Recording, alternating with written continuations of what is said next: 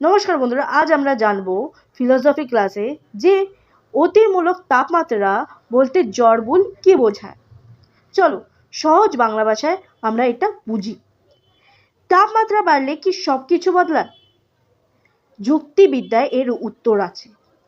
অতিমূলক তাপমাত্রা বলতে বোঝায় খুব বেশি বা খুব কম।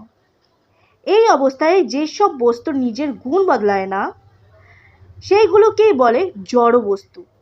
যেমন পাথর, লোহা, কাঁচ। গরম বা ঠান্ডায় এগুলো নিজের স্বভাব বদলায় না।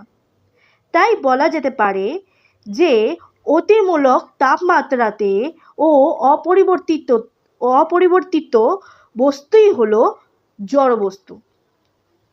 আশা করি এটা আমি সহজ বাংলায় বোঝাতে পেরেছি। এই জিনিসটা যদি কাজে লেগে থাকে তো আমাকে লাইক দিও, আর পরের নেক্সট টপিকটার জন্য আমাকে ফলো করো।